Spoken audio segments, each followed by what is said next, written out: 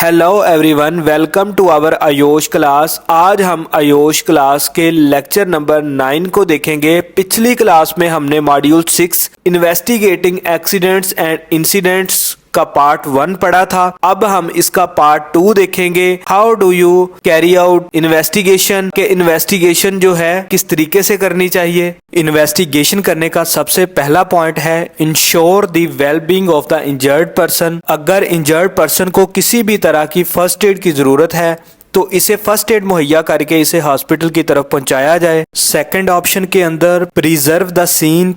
Preserve the scene के अंदर हम जगह को मुकम्मल तौर पर क्लोज कर देते हैं। इसके बाद रिपोर्ट द एक्सीडेंट। एक्सीडेंट की रिपोर्ट करनी होती है किसको? सीनियर मैनेजमेंट को, इन्फोर्सिंग अथॉरिटी को, इंजर्ड पर्सन फैमिली को। इंजर्ड पर्सन है उसकी फैमिली को हमने रिपोर्ट करनी है। ऑनर ऑफ एसेट्स को, इंश्योरेंस कंपनी को, सेफ्टी एम्प्लॉय रिप्रेजेंटेटिव्स को, उसको हमने जो है ना आगाह करना होता है इस चीज से। Health and safety and human resources departments, उस डिपार्टमेंट को जो है हमने ह्यूमन रिसोर्सेज के हेल्थ एंड सेफ्टी के बारे में हमने आगाह करना है। अब आपके सामने एक फॉर्म है report the accident. Accident incident report. सबसे पहले इस फॉर्म पे आपने डेट, टाइम ऑफ इवेंट वो लिखना है। उसके बाद कंपनी कौन सी है जिसमें आप काम कर रहे हैं, जिस कंपनी का एम्प्लॉय है वो, डिपार्टमेंट कौन सा है, मैकेनिकल है, स्कैफोल्डिंग है, इलेक्ट्रिकल है, जो भी है वो, लोकेशन कौन सी है जहाँ पे एक्सीडेंट हुआ है, वो जहाँ पे वो काम कर रहा था वो लोकेशन मेंशन करनी है। उसके बाद टाइप ऑफ इवेंट, इसमें आगे 3 ऑप्शन दिए हुए हैं। इंजरी है, इल हेल्थ है, इंसिडेंट है, नियर मिस मतलब बच गया। तो ये सारी चीजें आपको पीछे पढ़ाई हैं, आपको पता होगा इंजरी क्या है, इल हेल्थ क्या है, इंसिडेंट नियर मिस क्या चीज है, आपको पता होगा। तो यहाँ पे आप इजीली उसको देख के यहाँ पे टिक कर सकते हैं कि कौन सा केस है। उसके बाद हार्म और पोटेंशियल ऑफ हार्म यानी कि नुकसान फैटल और मेजर है, सीरियस है, माइनर है, डैमेज टू प्रॉपर्टी ओनली है, कि किस तरह का नुकसान हुआ है। ठीक है, उस पर टिक करेंगे। एम्प्लॉय इन्वॉल्व्ड इन इवेंट, जो एम्प्लॉय इन्वॉल्व है उसका नाम लिखेंगे, पोजीशन लिखेंगे, कॉन्टेक्ट नंबर लिखेंगे और उसका एड्रेस लिखेंगे। ब्रीफ डिस्क्रिप्शन ऑफ इवेंट, उसको थोड़ा जा ब्रीफ करके लिखेंगे, ब्रीफ करेंगे कि क्या क्या हुआ, कैसे हुआ। ठीक है, वो सारी चीजें उसमें मेंशन करेंगे। उसके बाद डिटेल्स ऑफ विटनेस, अगर किसी ने देखा है तो वो आंखों देखा हाल जो है वो बयान करेंगे उसका। ठीक है, और इन्वेस्टिगेशन रिक्वायर्ड, अगर इन्वेस्टिगेशन रिक्वायर्ड है तो उसके ऊपर यस पे टिक करेंगे। और इन्वेस्टिगेशन लेवल कौन सा है, हाई, मीडियम, लो, मिनिमल कौन सा है, उस पे टिक करेंगे। रिडार रिपोर्टेबल है, यस करेंगे उसको।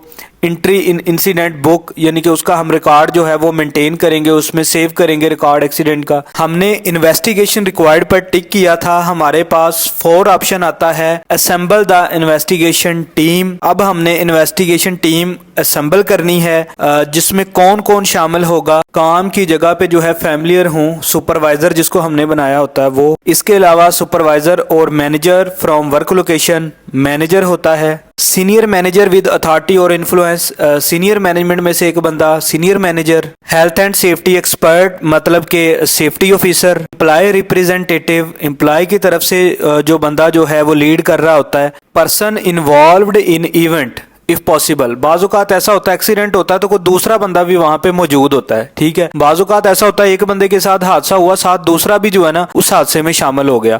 ठीक है, उसको भी कोई ना कोई जो है वो चोट लग, तो उस सूरत में नहीं, अगर वो बंदा दूसरा बच जाता है तो फिर उसको जो है उसमें इन्वॉल्व करना है, क्योंकि वो भी काफी रहनुमाई जो है ना वो प्रोवाइड करेगा इन्वेस्टिगेशन के दौरान, क्योंकि उसने सब कुछ देखा होगा, उसे पता होगा क्या हो रहा था, कैसे कर रहा था, तो फिर उससे भी जो है बड़ी मदद मिलती है। लास्ट में है टेक्निकल एक्सपर्ट। टेक्निकल एक्सपर्ट जो बंदा है वो भी इसमें जो है वो शामिल होता है, जो टेक्निकल तरीके से चीजों को देख के इन्वेस्टिगेशन में मदद करता है। The size of the team is determined by the size of the organisation.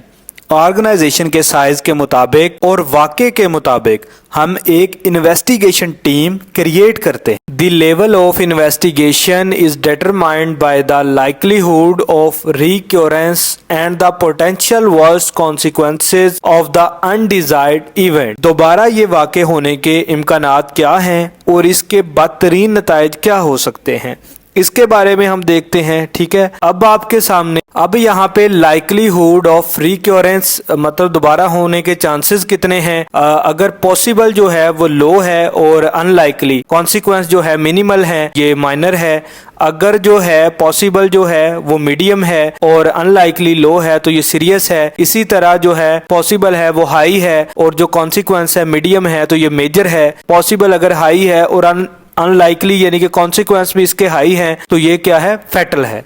अब आते हैं investigate using a structured approach. एक साइड से इन्वेस्टिगेशन करना स्टार्ट करेंगे। गैदर इन्फॉर्मेशन, क्या क्या इन्फॉर्मेशन हम इकट्ठी करेंगे। फिजिकली चेक करते हैं, चीजों को चेक करते हैं। उसके बाद ह्यूमन लोगों से पूछते हैं। डॉक्यूमेंट्री डॉक्यूमेंट्स चेक करते हैं, क्या क्या चीज़ें थी, चेक लिस्टें वगैरह, अगर उसमें कोई इक्विपमेंट शामिल हैं उनकी चेक लिस्टें, परमिट वर्क, वो सारी चीज़ें जो है हम वेरीफाई करते हैं। एनालाइज फाइंडिंग, खुद ढूंढते हैं, चीज़ों को चेक करते हैं। जैसे ऑयल था, लीकेज थी, ये पड़ा हुआ था। रिव्यू करंट रिस्क कंट्रोल, पीछे जो है रिस्क असेसमेंट उसको देखा जाता है। उसमें जो हमने कंट्रोल में ये अप्लाई किए हुए थे, जो रिस्क था वो ठीक था, सारी चीजें उसमें मेंशन थी। अगर मेंशन थी तो चेक किया जाता है कि आया उस पर अमल दरामद भी हुआ या नहीं हुआ। तो फिर जो है उन सारी चीजों को वेरीफाई किया जाता है। फिर क्रिएट एन एक्शन प्लान होता है, एक्शन प्लान बनाया जाता है। उसके बाद हमारी कंप्लीट एक्सीडेंट जो है इन्वेस्टिगेशन रिपोर्ट आ जाती है। उसमें हम कंपनी का नाम लिखते हैं, डिपार्टमेंट, लोकेशन और एम्प्लॉयज इन्वॉल्व जो है वो, और सारा कुछ लोकेशन, डेट, टाइम, सारी चीजें। और नीचे जो है investigation details, each and everything, हर चीज लिखते हैं जो उस इन्वेस्टिगेशन में आई है। सेकंड पेज पे जो है हम तमाम टीम का नाम लिखते हैं और जो है रूट काज हैं, अंडरलाइंग रूट काज हैं और फाइनल जो रूट काज हैं वो जो है हम सारा जो है ना उसके ऊपर मेंशन करते हैं कि कौन सी वजूहात थी पहले और क्या चीजें उसमें शामिल थी और लास्ट फाइनल रूट काज क्या थी जो एक्सीडेंट हुआ, वो सारी चीजें हम उसके ऊपर मेंशन कर देते हैं। हैंडल एक्सटर्नल रिलेशंस, मतलब कि अब हम लोगों को बताना पड़ता है कि किस वजह से एक्सीडेंट हुआ। ठीक है, सारी चीजें रूट काज हमें बताना पड़ती हैं। इन्फोर्समेंट अथॉरिटीज, पुलिस और अदलिया को बताना पड़ता है कि कैसे कैसे जो है काम जो है स्टार्ट हुआ, कौन सी एक्टिविटी थी और कैसे कैसे जो है वो एक्सीडेंट हुआ, उसकी रूट काज क्या थी, हेल्थ एंड सेफ्टी पर अमल हुआ या नहीं हुआ, ये सारी चीजें क्या है उसमें हमें बतानी पड़ती हैं। मीडिया, उसके बाद मीडिया को बताना पड़ता है कि क्यों हमारे अदारे में जो है ये एक्सीडेंट हुआ, कैसे ये वाकया पेश आया।